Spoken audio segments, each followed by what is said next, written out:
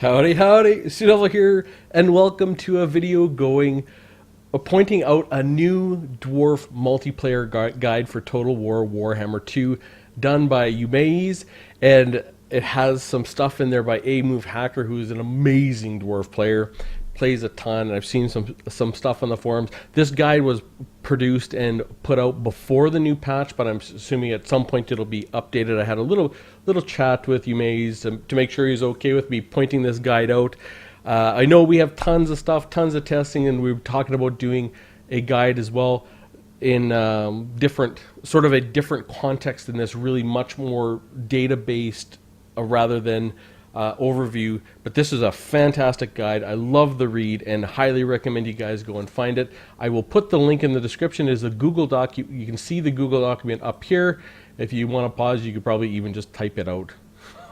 Although I probably would suggest you just copy and paste it. I'll put the link in the description and go to it. Now, eumaies plays the Dawi almost exclusively. He plays a lot of them anyways, and it does have some games with other factions as well, but really is a dwarf at heart. You can tell by the way this guide is written. Things like this are a labor of love. They are real. Like, I know from my own testing, it's not even something it's something you can't not do. Like, I guarantee you may as well just have to do this. And I know I feel like that when I do testing, and I think it's really important to look at this. Now, this is a great overlay. It's quite long. It'll go over the dwarf roster. It has a lot of different things. And I know we have a ton of dwarf mains on this channel. Read it over, and definitely I would go to Discord on Shetland Apache's Discord, and he has, I'll try and remember to put a link into that as well.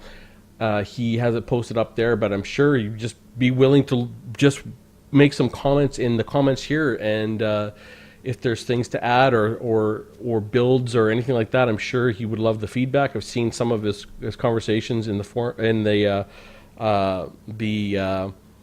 Discord, and they look great. And I'll just tell you, this is actually really well done. I love how he did it. But just to go and give an example of where you can tell he knows his stuff, and like, you know, the truth is, you get every single dwarf together and you ask them the question, who knows the best way to do something? Every dwarf will say, I do, it's my way.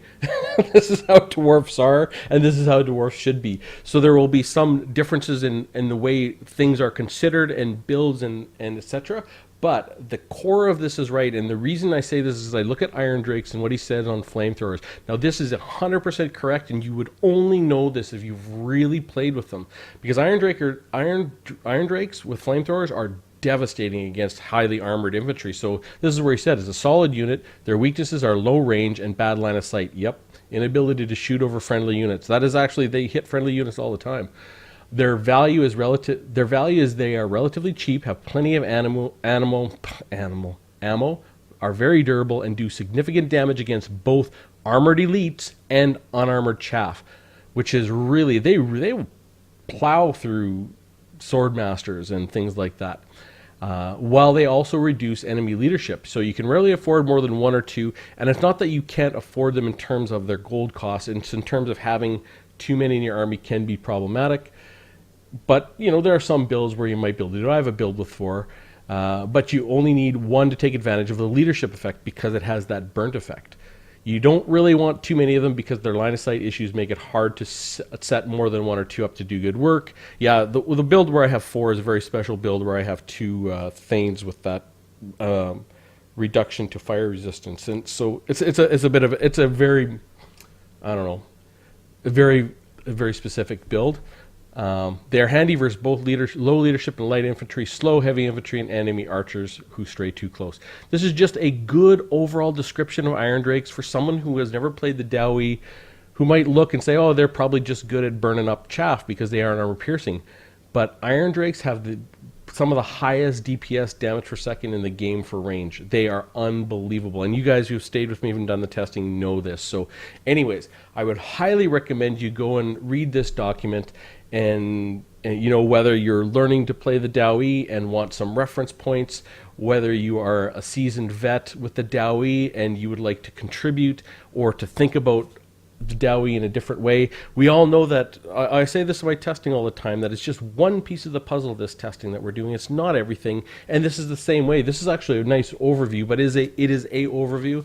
So it was really, it's a great read, and I would highly suggest all of you go and have a read and let eumaies know how much you appreciate this kind of work, because it is really, this kind of stuff just doesn't pop out of thin air. You know, this takes a ton of work, and this is a very, very well done and has some really nice builds in it. I mean, you go down to where is it? So like matchups, say for the Empire, they have certain builds they go. A Move Hacker, I think, added some builds. He talks about the builds versus Beastman. There are some examples, links to example games if you want.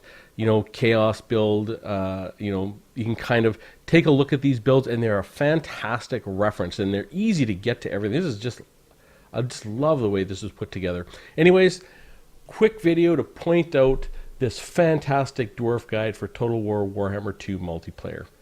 Hope you found it interesting, and I will see you soon.